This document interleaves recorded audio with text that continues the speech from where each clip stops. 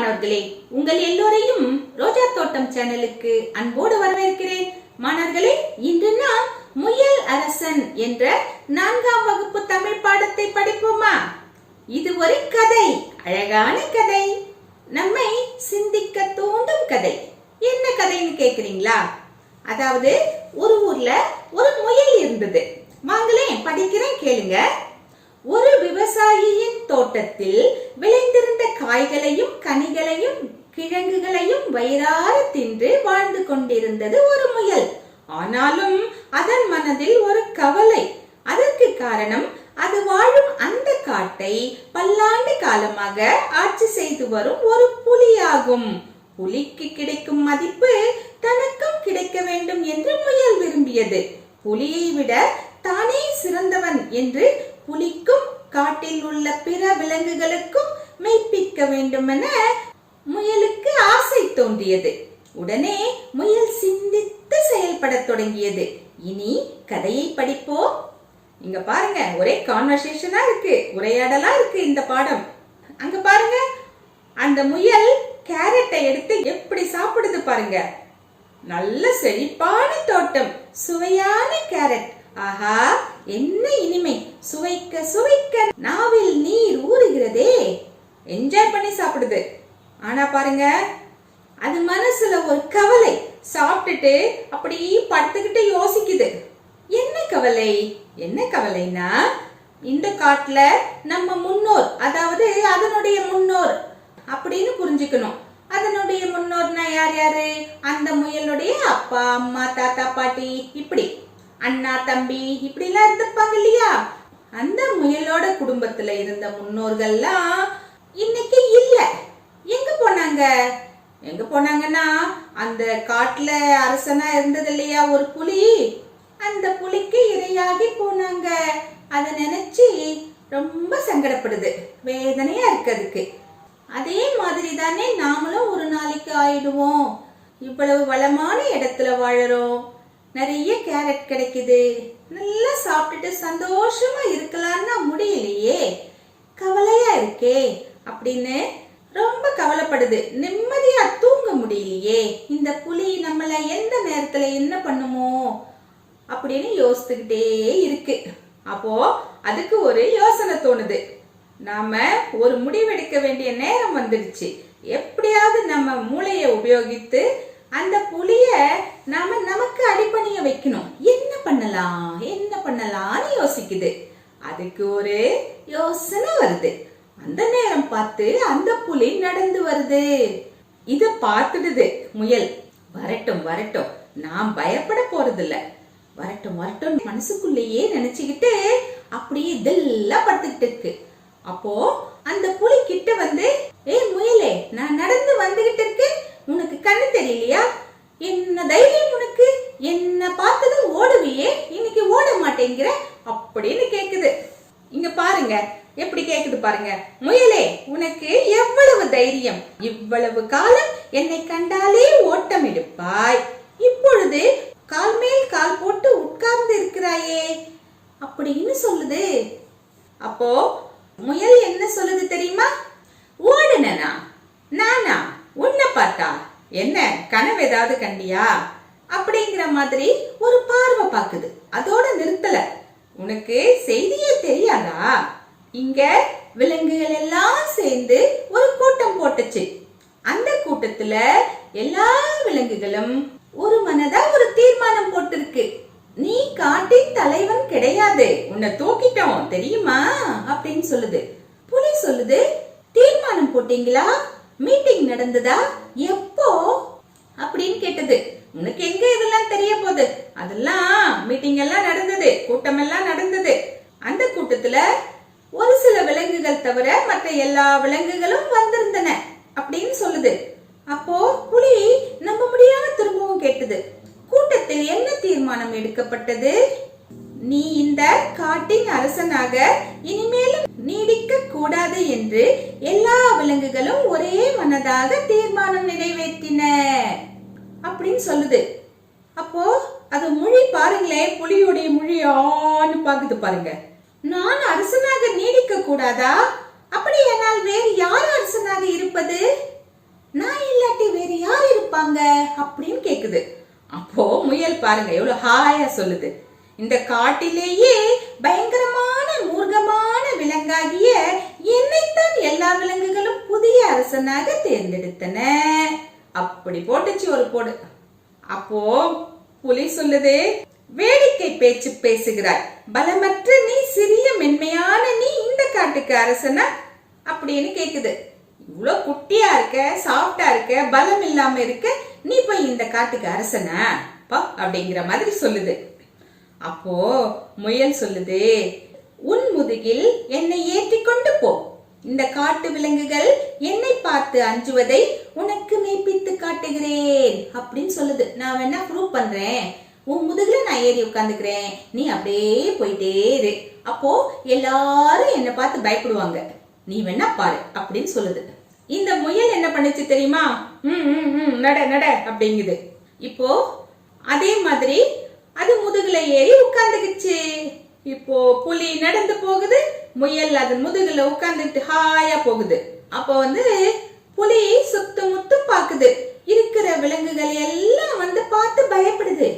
எல்லா விலங்குகளும் பயப்படுகின்றனவே, முயல் கொடிய விலங்காகத்தான் இருக்குமோ அப்படின்னு ஒரு மைண்ட் வாய்ஸ் இருக்கு. அந்த சைட்ல இருக்கு பாருங்க, எத்தனை மிருகங்கள் இருக்கு பாருங்க, இந்த முயல் எப்படி புலியின் மேல் அமர்ந்து வருகிறது அப்படின்னு ஆச்சரியமா பேசுறாங்க பாக்குறவங்க எல்லாம். பாருங்க, ஒட்டகச்சிவிங்கி இருக்கு, கரடி இருக்கு, மான் இருக்கு, எல்லாம் இருக்கு பாருங்க அங்க.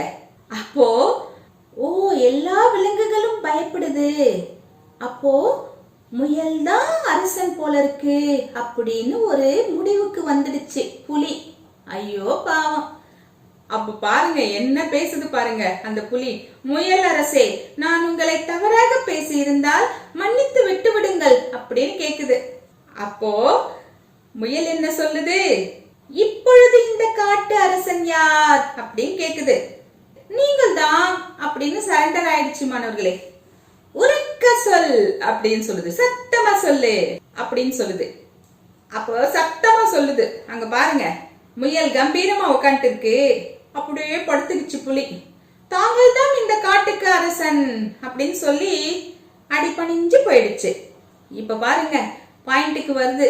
இப்போ என்ன நினைச்சதோ அந்த விஷயத்துக்கு வந்துடுச்சு முயல். என்ன சொல்லுது பாருங்க, உன்னை மன்னித்து விடுகிறேன், நீ இந்த காட்டிலேயே இருக்க கூடாது, எங்காவது ஓடி போயிடு அப்படின்னு சொல்லிடுது. அப்போ புலி சொல்லுது, ஐயோ என்னை விட்டு விடுங்கள், நான் போய் விடுகிறேன் அப்படின்னு சொல்லி போயிடுச்சு. அதுக்கப்புறம் அந்த முயல் அங்க பாருங்க ஹாயா படுத்துட்டு தூங்குது. பொழுதெல்லாம் முயல் வயிறு நிரம்ப சாப்பிட்டு நிம்மதியாக சுகமாக பகல் வேளைகளில் ஒரு குட்டி தூக்கம் போட்டு கொண்டிருக்கிறது.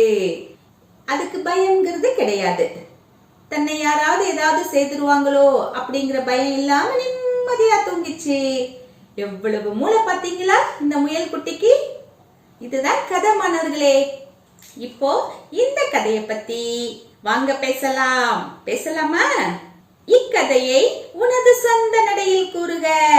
நீங்க வீட்ல அப்பா அம்மா கிட்ட, தாத்தா பாட்டி கிட்ட எல்லாம் இந்த கதையை உங்க சொந்த ஸ்டைல்ல, சொந்த நடையில சொல்லுங்க.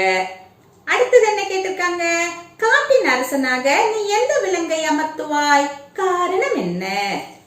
காட்டின் அரசனாக நான் யானையை அமர்த்துவேன், ஏனெனில் யானை எந்த விலங்கையும் வேட்டையாடாது, எல்லா விலங்குகளையும் பொறுப்போடு பாதுகாக்கும், பார்ப்பதற்கு கம்பீரமாகவும் பழகுவதற்கு இனிமையாகவும் இருக்கும். காட்டின் அரசனாவதற்கு யானைக்கு அனைத்து தகுதிகளும் உள்ளன, எனவே நான் யானையை அரசனாக்குவேன். நீங்க எந்த விலங்கு அரசனாக்குவீங்கன்னு எழுதுங்க மாணவர்களே. அடுத்தது, புலி எதையும் ஆராயாமல் முயலின் பேச்சை உண்மை என ஏற்றுக்கொண்டது சரியானதா? கலந்துரையாடுக. இந்த புலி முயலுடைய பேச்சை கேட்டு அப்படியே நம்பிடுச்சு இல்லையா? இது சரியா அப்படின்னு கேக்குறாங்க. இது சரியா மாணவர்களே? முற்றிலும் தவறு. ஏன்னா வள்ளுவர் என்ன சொல்லியிருக்காரு தெரியுமா? எப்பொருள் யார் யார் வாய் கேட்பினும் அப்பொருள் மெய்ப்பொருள் காண்பதறிவு. யாரு என்ன சொன்னாலும் அதுல எந்த அளவுக்கு உண்மை இருக்கும் அப்படின்னு நாம யோசிக்கணும். நமக்கு ஒவ்வொருத்தருக்கும் யோசிக்கிறதுக்கு மூளை இருக்கு இல்லையா? அதை கட்டாயம் பயன்படுத்தணும். யாரு என்ன சொன்னாலும் ஆமா அப்படித்தான் சரி சரி இப்படியெல்லாம் நம்ம தலையாட்ட கூடாது. நமக்கு முழுதா புரிந்தா மட்டும்தான் நாம சரின்னு சொல்லணும், தலையை ஆட்டணும். புரியலன்னா நீங்க சொல்றது எனக்கு புரியல அப்படின்னு கேட்கணும். அதே சமயம் அவங்க சொல்ற அந்த செய்தி எந்த அளவுக்கு உண்மை, அவங்க பிளான் பண்ணி போய் சொல்றாங்களா, நம்மள நம்ப வைக்க பாக்குறாங்களான்னு யோசிக்கணும். அதுக்காக அம்மா அப்பா படின்னு சொல்றது, டீச்சர்ஸ் படின்னு சொல்றது, இதையெல்லாம் நாம ஏன் படிக்கணும் எதுக்கு படிக்கணும் இப்படியெல்லாம் கேட்க கூடாது. ஏன் படிக்கணும் எதுக்கு படிக்கணும் இதெல்லாம் நமக்கு நல்லா தெரியும் இல்லையா? நாம எதிர்காலத்துல நல்லா வாழணும்னா இப்போ நல்லா படிக்கணும், அது நமக்கு விடை தெரியும். அதனால அதையெல்லாம் நம்ம எதிர்த்து கேட்டுக்கிட்டு இருக்க கூடாது. மற்றபடி ஏதாவது ஒரு செய்திய பெரியவங்களோ கூட படிக்கிறவங்களோ தோழர்களோ தோழிகளோ பழகிறவங்களோ யாராவது ஏதாவது சொன்னாங்கன்னா அது என்னது, எதுக்கு சொல்றாங்க, ஏன் சொல்றாங்க அப்படின்னு நாம யோசிக்கணும். அவங்க கிட்டேயும் கேட்கலாம், ஏன் இதை இப்படி சொல்றீங்க, எதுக்காக இப்படி பண்ண சொல்றீங்க அப்படின்னு புரியலன்னா தாராளமா கேட்கலாம். இந்த முயல் அது விருப்பத்துக்கு ஒரு கதையை சொல்லுச்சு. அந்த புலி நினைச்சிருந்தா இது சாத்தியமா, இதெல்லாம் நடக்குமா, இந்த குட்டி முயல் குட்டி எப்படி காட்டுக்கு அரசன் ஆகும், எப்படி இத போய் தேர்ந்தெடுத்துப்பாங்க அப்படின்னு யோசித்திருக்கலாம் இல்லையா? அந்த புலி யோசிக்கவே இல்லை. அது பார்க்கிறதுக்கு கம்பீரமா இருந்தாலும் அதனுடைய மூளை அங்க வேலையே செய்யல, அப்படியே நம்பிடுச்சு. அது என்ன பண்ணிருக்கலாம், இரு நான் யார்கிட்டயாவது போய் என்ன நடந்ததுன்னு கேட்டுட்டு வரேன் அப்படின்னு வேற விலங்கு கிட்ட போயிட்டு என்ன நடந்தது, என்ன தீர்மானம் போட்டீங்க, இப்ப யார் அரசன் அப்படியெல்லாம் கேட்டிருக்கலாம். இல்லன்னா அதுவே சிந்தித்திருக்கலாம். ரெண்டையுமே செய்யல அந்த புலி. அப்படியா அப்படியா அப்படின்னு அப்படியே நம்பிடுச்சு. இத மாதிரி இருக்க கூடாது மாணவர்களே. நாம சிந்திக்கணும். எந்த ஒரு செய்தியையுமே நன்கு ஆராய்ந்து சிந்தித்த பிற்பாடுதான் ஏற்றுக்கணும். அதுக்கு முன்னாடி கண்மூடித்தனமா எதையும் ஏற்றுக்கொள்ள கூடாது. பாருங்க எப்படி பிளான் பண்ணி காட்ட விட்டு ஓட வச்சது பாத்தீங்களா இந்த முயல். ஆனா சிந்திக்காத காரணத்தினால அது காட்ட விட்டே ஓடி போச்சு. அதுதான் இப்போ நம்ம கிட்ட இததான் கேட்டிருக்காங்க. புலி எதையும் ஆராயாமல் முயலின் பேச்சை உண்மை என ஏற்றுக்கொண்டது சரியானதா? சரியானதா? இல்லை, தவறானது. அடுத்தது சிந்திக்கலாமா கொடுத்திருக்காங்க. என்ன கேட்டிருக்காங்க? தவறு செய்பவர்களை என்ன செய்யலாம்? திருத்தலாமா, அப்படியே விட்டு விடலாமா? நம்ம என்ன பண்ணலாம்? தவறு செய்பவர்களை நம்ம கட்டாயம் திருத்தணும் மாணவர்களே. நம்ம நண்பர்களோ தோழர்களோ தோழிகளோ யாராவது தப்பு பண்ணாங்கன்னா நம்ம கண்டம் காணாத மாதிரி போக கூடாது. அவங்க கிட்ட எடுத்து சொல்லணும், நீங்க பண்றது தப்பு, ஏன் இப்படி பண்றீங்க, இப்படி பண்ணக்கூடாது, இது பண்றதுனால இந்த பாதிப்பெல்லாம் வரும் அப்படின்னு நம்ம தாராளமா சொல்லலாம். அவங்க நாம சொல்றத கேட்டு நடந்தா நமக்கும் சந்தோஷம், அவங்களுக்கும் சந்தோஷம் இல்லையா? ஆனா ஒருவேளை நாம சொல்ற பேச்ச அவங்க கேட்கலன்னா நாம சும்மா சும்மா அவங்க கிட்ட நீங்க பண்றது தப்பு தப்புன்னு சொல்லிட்டு இருக்க வேண்டாம். நாம அவங்க கிட்ட இருக்கிற ஃப்ரெண்ட்ஷிப்பை கட் பண்ணிட்டு வந்துடலாம். நம்ம பேச்ச கேட்டாங்கன்னா ஃப்ரெண்ட்ஷிப்பை கண்டினியூ பண்ணலாம். கேட்கல அப்படின்னா நம்ம தவறு செய்தவங்களோட தொடர்ந்து நட்பா இருக்கலாமா சொல்லுங்க? அது என்னைக்கு நமக்கும் ஆபத்தா போயிடும் இல்லையா? அதனால நம்ம அவங்கள விட்டு விலகிடலாம். அடுத்தது படிப்போம், சிந்திப்போம், எழுதுவோம். இதுல சரியான சொல்லை தெரிவு செய்து எழுதுவோமா கொடுத்திருக்காங்களா? முதல்ல என்ன கேட்டிருக்காங்க? பல்லாண்டு. இச்சொல்லை பிரித்து எழுத கிடைப்பது டேஷ். சரியான விடை பல்லாண்டு. இச்சொல்லை பிரித்து எழுத கிடைப்பது பல கூட்டல் ஆண்டு. 2 செயலாக்கம். இச்சொல்லை பிரித்து எழுத கிடைப்பது டேஷ். சரியான விடை செயலாக்கம். இச்சொல்லை பிரித்து எழுத கிடைப்பது செயல் கூட்டல் ஆக்கம். 3 இப்போது கூட்டல் எல்லாம் என்பதை சேர்த்து எழுத கிடைக்கும் சொல் டேஷ். இப்போது கூட்டல் எல்லாம் என்பதை சேர்த்து எழுத கிடைக்கும் சொல் இப்போதெல்லாம். அடுத்தது பேசி கூட்டல் இருந்தால் என்பதை சேர்த்து எழுத கிடைக்கும் சொல் டேஷ். விடை பேசி கூட்டல் இருந்தால் என்பதை சேர்த்து எழுத கிடைக்கும் சொல் பேசி இருந்தால். அடுத்தது 5. வந்து கூட்டல் இருந்தது என்பதை சேர்த்து எழுத கிடைக்கும் சொல் டேஷ். வந்து கூட்டல் இருந்தது என்பதை சேர்த்து எழுத கிடைக்கும் சொல் வந்திருந்தது. அடுத்தது வினாக்களுக்கு விடையளி. 1. முயலின் கவலைக்கு காரணம் என்ன? எதனால கவலையா இருந்தது முயல் அப்படின்னு கேக்குறாங்க. விடை எழுதலாமா? புலி தன் முன்னோரை பசிக்கு இரையாக்கியது போல் என்றாவது ஒரு நாள் தன்னையும் இரையாக்கிக் கொள்ளுமோ என்று பயந்தது. இந்த பயமே முயலின் கவலைக்கு காரணமாகும். அடுத்தது 2. விலங்குகளின் கூட்டத்தில் என்ன முடிவு எடுக்கப்பட்டதாக முயல் கூறியது? விடை முயல் புலியிடம் நீ இந்த காட்டின் அரசனாக இனிமேலும் நீடிக்க கூடாது என்று எல்லா விலங்குகளும் ஒருமனதாக தீர்மானம் எடுத்ததாக கூறியது. 3. முயல் தான் அரசன் என்பதை மெய்ப்பிக்க புலியை என்ன செய்ய கூறியது? விடை முயல் தான் அரசன் என்பதை மெய்ப்பிக்க தன்னை முதுகில் ஏற்றிக் கொண்டு செல்லுமாறு புலியிடம் கூறியது. 4. புலியை மன்னித்து விட்டுவிட முயல் கூறிய கட்டுப்பாடு என்ன? விடை புலியை மன்னித்து விட்டுவிட முயல் கூறிய கட்டுப்பாடு யாதெனில் நீ இந்த காட்டிலேயே இருக்கக்கூடாது, எங்காவது ஓடி போய்விடு என்று கூறியது. 5. விலங்குகள் உண்மையில் எதை கண்டு அஞ்சின? விடை விலங்குகள் உண்மையில் புலியை கண்டு அஞ்சின. புலிய பார்த்துதான் எல்லா விலங்குகளும் பயப்படுது. ஆனா அந்த புலி நினைச்சுக்குது தான் முதுகுல ஏறி இருக்கிற முயலை பார்த்துதான் பயப்படுதுன்னு தப்பா நினைச்சுக்குது. அடுத்து பாருங்க, என்ன பயிற்சி தரப்பட்டிருக்கு? எதிர் சொல்லால் சொற்றொடரை நிறைவு செய்க. இங்கு சொற்றொடர்கள்ல எதிர் சொல்ல போடணும். கோடிட்ட இடம் கொடுத்திருக்காங்க இல்லையா, அந்த இடத்துல போடணும். எந்த எதிர் சொல்லுங்கிறது அந்த வட்டமான பந்து மாதிரி இருக்கு இல்லையா, அங்க கொடுத்திருக்காங்க. எது பொருந்துமோ அதை கொண்டு வந்து இங்க எழுத வேண்டியதுதான். ரொம்ப எளிது.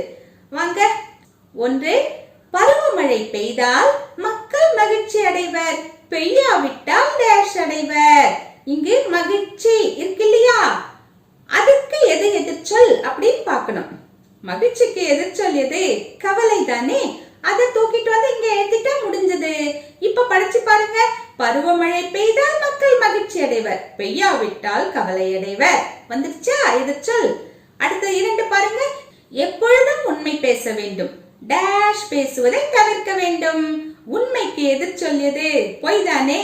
தோ இங்க பொய் இருக்கே, அதை கொண்டு வந்து அங்க போடுங்க. எப்பொழுதும் உண்மை பேச வேண்டும், பொய் பேசுவதை தவிர்க்க வேண்டும். அடுத்து 3. தோல்வி என்பது முடிவு அல்ல, வெற்றியின் டேஷ். இங்க முடிவுக்கு என்ன எதிர்ச்சொல்? தொடக்கம் இல்லையா? ஆக தோல்வி என்பது முடிவு அல்ல, வெற்றியின் தொடக்கம். அடுத்தது 4. கணினி மூலம் கல்வி கற்பது புதிய முறை, கரும்பலகை மூலம் கல்வி கற்றது டேஷ் முறை. புதிய முறைக்கு எது எதிர்ச்சொல்? பழைய முறை. அடுத்தது 5. பிறருக்கு கொடுத்து உதவுவது உயர்ந்த குணம், பிற பொருளை திருடுவது டேஷ் குணம். உயர்ந்தக்கு எதிர்ச்சொல் எது? தாழ்ந்ததானே. அதை தூக்கி போடுங்க. பிறருக்கு கொடுத்து உதவுவது உயர்ந்த குணம், பிறர் பொருளை திருடுவது தாழ்ந்த குணம். அடுத்தது 6. மருத்துவமனைகளில் சத்தமாக பேசாமல் டேஷ் பேச வேண்டும். சத்தமாக, இதன் எதிர்ச்சொல் எது? மெதுவாக. மருத்துவமனைகளில் சத்தமாக பேசாமல் மெதுவாக பேச வேண்டும். அங்கேயே விடை இருக்கு மாணவர்களே.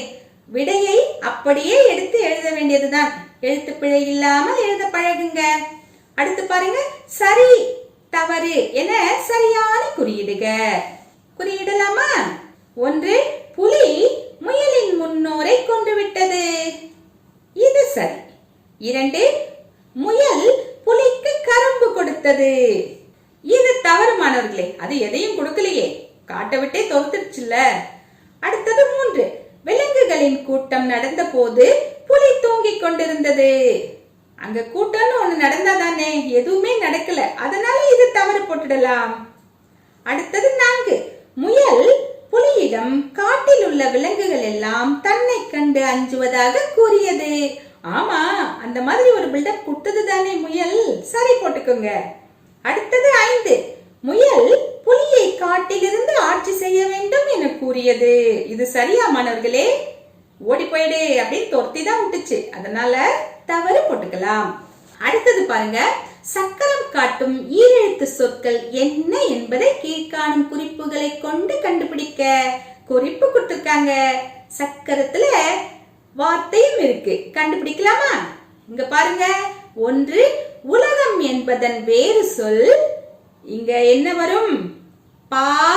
உள்ள இருக்கு இல்லையா இரண்டையும் சேர்த்தா பார். பார்னா இங்க பார் அங்க பார்னு சொல்றமே, அந்த பார் இல்ல மாணவர்களே.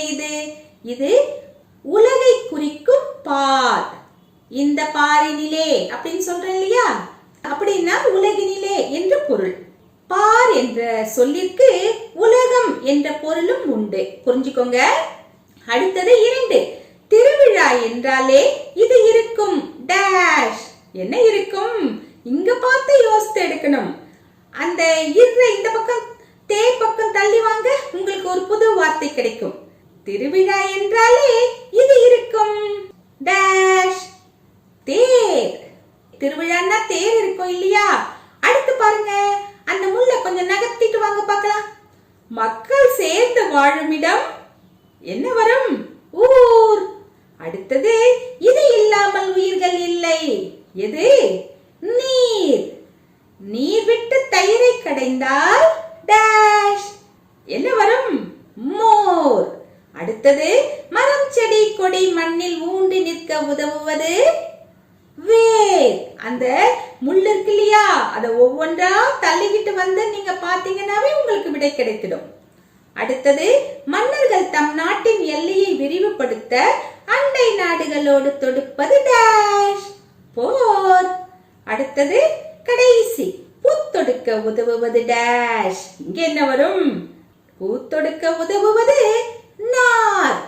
நாரால தானே பூ கட்டுறோம். அடுத்தது பாருங்க மாணவர்களே, எது முன்னே எது பின்னே அகர வரிசைப்படுத்துக கொடுத்திருக்காங்களா? இந்த இடத்துல நீங்க என்ன பண்ணணும், பக்கத்துல ஒரு நோட்ல நான் சொல்றதை எழுதிக்கோங்க. இங்க கொடுக்கப்பட்டுள்ள எல்லா வார்த்தைகளுமே பா வரிசையில இருக்கு இல்லையா? அந்த வரிசையை நீங்க முதல்ல எழுதிக்கிட்டீங்கன்னா உங்களுக்கு இந்த பயிற்சி சுலபமா போயிடும். பா வரிசையை எப்படி எழுதணும்? பாப்பா, பிபி, பூப்பு, பேப்பே, பை, போப்போ, பௌ, இப்படி எழுதிக்கணும். இப்போ பால எது இருக்கு அப்படின்னு பார்த்து எழுதணும். அதுக்கடுத்து பால எது இருக்கு அதை எழுதணும். பீல எந்த சொல் இருக்கு அப்படி எழுதணும். இப்படி நாம வரிசையை எழுதிக்கிட்டு வந்தா நம்ம விடை முடிஞ்சிடும். இடையில ஏதாவது ஒரு சில எழுத்துக்கள் தொடங்குற சொற்கள் இல்லைன்னா அதை நாம ஸ்கிப் பண்ணிட்டு வந்துடலாம், அடுத்த நிலைக்கு போயிடலாம். சரியா? முயற்சி பண்ணலாமா? இப்போ ரயில் வந்தாச்சு. ரயில்ல முதல் பெட்டியில எதை எழுதலாம்? பா. பால எது தொடங்குது? படை. அடுத்தது இரண்டாவது என்ன வரணும்? பா. பால ஏதாவது இருக்கா? இல்லையே, அதனால நம்ம அதை விட்டுடலாம். அதுக்கடுத்து எது? பி இல்லையா? பீல என்ன இருக்கு? இதோ இருக்கே பின்னாக்கு. பின்னாக்கு கொண்டு போய் இரண்டாவது பெட்டியில போடுங்க. அடுத்த பெட்டியில என்ன போடலாம்? பீக்கு அப்புறம் பீ இல்லையா? பீல என்ன இருக்கு? பீர்க்கு இருக்கா? அதை தூக்கிட்டு வந்தாங்க எழுதுங்க. அதுக்கப்புறம் பாப்பா பிபி முடிச்சிட்டோம். அடுத்து பூ இல்லையா? பூல என்ன இருக்கு? புத்தகம் இருக்கே, அதை கொண்டு போய் அங்க எழுதுங்க. அதுக்கப்புறம் பூ. பூல எந்த சொல் இருக்கு? பாருங்க பாருங்க, நான் பார்த்துட்டேனே, பூமி இருக்கு இல்லையா? அதை எடுத்துட்டு வந்து எழுதுங்க. அடுத்தது பே. பேல எந்த சொல் இருக்கு? தேடுங்க. பெட்டி இருக்கு, அதை கொண்டு போய் அடுத்த பெட்டியில போடுங்க. அடுத்தது பே. பேல ஏதாவது இருக்கா? தேடுங்க. இல்லையே, அதனால நாம் அதை விட்டுடலாம். அடுத்தது என்ன? பை. பையில என்ன இருக்கு? பைந்தமிழ் இருக்கே, பைந்தமிழை தூக்கிட்டு போய் அந்த பெட்டிக்குள்ள எழுதுங்க. அடுத்தது என்ன? போ. போல என்ன இருக்கு? போல இருக்கா? பொத்தானை கொண்டு போய் அங்க எழுதுங்க. அடுத்தது போ. போல என்ன இருக்கு? போர்வை இருக்கே. போர்வையை தூக்கிட்டு போய் அங்க எழுதுங்க. அடுத்தது கடைசியா பௌ. பௌல ஏதாவது இருக்கா இல்லையா? இருக்கா இல்லையா? இருக்கே. எடுத்த உடனே பௌத்தம் கொடுத்திருக்காங்களா? பௌத்தத்தை கொண்டு போய் அங்க எழுதினா இந்த பயிற்சி முடிந்தது. சரி, அடுத்து பாருங்க, மொழியோட விளையாடலாமா? காலி இடங்களை கூடையில் உள்ள சொற்களை கொண்டு நிரப்புக. இது யோசித்து செய்யணும் மாணவர்களே. இங்க பாருங்க, திராட்சை கொத்து கொடுத்திருக்காங்க. மொத்தம் எத்தனை கொத்து இருக்கு? 3 கொத்துக்கள் இருக்கின்றன. இப்போ முதல் கொத்துல என்ன எழுதிருக்காங்க? பல்லினை மெல்ல தொடு அப்படின்னு கொடுத்திருக்காங்களா? இதுல ஒண்ணு நீங்க கவனமா பார்க்கணும். என்னன்னா, அங்க வேற வண்ணத்துல 2 எழுத்துக்களை ஹைலைட் பண்ணி காட்டிருக்காங்க பாருங்க. இல் லா இருக்கா? அந்த 2 எழுத்துக்களையும் வேற வண்ணத்துல வேற கலர்ல ஹைலைட் பண்ணிருக்காங்க. இதுக்கு என்ன தெரியுமா பொருள்? ஒவ்வொரு திராட்சையிலையும் இந்த கூடையிலிருந்து நாம சொற்களை எடுத்து அங்க எழுதணும் இல்லையா? அப்போ இந்த எழுத்து வர சொல்ல மட்டும் இங்க எழுதுங்க அப்படின்னு சொல்றாங்க. அப்படின்னா நாம கூடையிலிருந்து எந்தெந்த சொற்களை எடுத்து எழுதலாம்? அவங்க உதாரணத்துக்கு பல்லி கொடுத்திருக்காங்களா? சொல் கொடுத்திருக்காங்க. 2 சொற்களை அவங்க கொடுத்திருக்காங்க. மீதி 4ஐயும் நாம போடலாமா? கவனமா பாருங்க. அங்க வண்ணத்துல எந்த எழுத்து கொடுத்திருக்காங்களோ அந்த எழுத்து இருக்கிற சொற்களை நீங்க எடுத்து எழுதணும். என்ன போடலாம்? நெல் எடுத்து போடலாம், பால் எடுத்து போடலாம், மல்லி எடுத்து போடலாம், அகல் எடுத்து போடலாம். ஏன்னா இந்த சொற்களில் எல்லாம் அந்த இல் இருக்கு, அந்த லா இருக்கு. அந்த இல் அந்த லா ரெண்டுல ஏதோ ஒண்ணு இருக்கு இல்லையா? அதனால நம்ம அதை எடுத்து போட்டுக்கலாம். அடுத்த திராட்சை கொத்துக்கு வரீங்களா? அங்க பாருங்க, நாவினை உள்ளே தள்ளு கொடுத்திருக்காங்களா? இங்க வண்ணமிட்ட எழுத்துக்கள்லாம் எது எது பாருங்க? இல், லே, இல், லு. இந்த எழுத்துக்கள் எல்லாம் வண்ணத்துல கொடுத்திருக்காங்க. இது ஏன் அப்படி கொடுத்திருக்காங்கன்னா, இந்த எழுத்துக்கள் இருக்கிற சொற்களை மட்டும்தான் இந்த திராட்சை கொத்துல நாம எடுத்து போடணுமா. மத்த சொற்கள் எல்லாம் வேண்டாமா இந்த திராட்சை கொத்துக்கு. சரி, அப்போ இந்த எழுத்து இருக்கிற சொற்களை தேடி கொண்டு போய் எழுதிடலாமா? என்னென்ன சொற்களை போடலாம்? வால் போடலாம், வள்ளி போடலாம், பள்ளி போடலாம், நாள் போடலாம். போட்டுட்டோமா? அவங்க சொன்ன எழுத்துக்கள் தான் இந்த சொற்களில் எல்லாம் இருக்கு. சரி, நாம 2 திராட்சை கொத்தை முடிச்சிட்டோம். கடைசி திராட்சை கொத்து. இங்க என்ன எழுதணும்? வாங்க, என்ன கண்டிஷன் போட்டிருக்காங்க பார்க்கலாம். நாவினை சுழற்றி முழங்கு. இங்கு வண்ணத்தில் கொடுக்கப்பட்ட எழுத்து எது? ழ. கீழையும் ழாதான் கொடுத்திருக்காங்க. அதனால ழா, இழ் இந்த மாதிரி வர எழுத்துக்கள் கொண்ட சொற்களா கொண்டு போய் இந்த திராட்சை பழங்கள்ல நாம எழுதணும். சரியா? எழுதலாமா? இங்க பாருங்க, எதை எதை எழுதலாம்? வாழ், இழ் இருக்கா? அதை கொண்டு போய் எழுதிடலாம். அடுத்தது அகல், இழ் இருக்கா? அதையும் கொண்டு போய் எழுதலாம். அப்புறம் பாருங்க, மகிழ்ச்சி. மகிழ்ச்சியில இழ் இருக்கு இல்லையா? அதை கொண்டு போய் எழுதுங்க. இடம் பத்தலன்னா வெளியில எழுதிக்கலாம், பரவாயில்ல. அடுத்தது யாழ். யாழ்லயும் இழ் இருக்கு. அதனால அந்த கடைசி திராட்சை பழத்துல யாழை எழுதி பயிற்சியை முடிச்சிடுங்க. அப்பாடா, இந்த பயிற்சியை நாம முடிச்சிட்டோம். அடுத்து பாருங்க, உங்களுக்கு ஒரு செயல் திட்டம் கொடுத்திருக்காங்க. என்ன சொல்லியிருக்காங்க? நூலகத்திற்கு சென்று சிறுவரிதழ்களில் உள்ள படக்கதைகளை படித்து வருக. அவற்றுள் 3 கதைகளை உமது குறிப்பேட்டில் எழுதி வந்து வகுப்பறையில் கூறுக. உங்களை லைப்ரரிக்கு போக சொல்றாங்க. லைப்ரரிக்கு போவீங்களா? லைப்ரரிக்கு போய் அங்க சிறுவர் மலர்கள்லாம் இருக்கு இல்லையா, குழந்தைங்க புக் எல்லாம் இருக்கு இல்லையா, அந்த புத்தகங்களை எடுத்து குட்டி குட்டி கதைகளை படித்து அதை உங்க நோட்ல நீங்க எழுதிக்கிட்டு வரணும். இதுதான் உங்கள் செயல் திட்டம். இத செய்யறதுக்கு முயற்சி செய்யுங்க மாணவர்களே. நம்ம வீடுகள்ல பேப்பர் வாங்குவோம் இல்லையா, நியூஸ் பேப்பர் வாங்குவோம் இல்லையா, அதுல கூட சிறுவர் மலர், பாப்பா இதழ் இந்த மாதிரி எல்லாம் வரும். அதுல கூட குட்டி குட்டி கதைகள் குழந்தைகளுக்காக வரும். அதை கூட நீங்க படிச்சு பார்க்கலாம், எழுதி பார்க்கலாம். சரியா? ஆனா கண்டிப்பா நீங்க குழந்தைகளுக்கான இதழ்களை எல்லாம் படிச்சு பார்க்கணும். ஏன்னா அப்போதான் நமக்கு நல்லா ரீடிங் பிராக்டிஸ் வரும். அதாவது வேகமா படிக்க கத்துக்குவோம். நம்ம படிக்கணும் இல்லையா, ஈஸியா எளிமையா தமிழை படிக்கலாம்.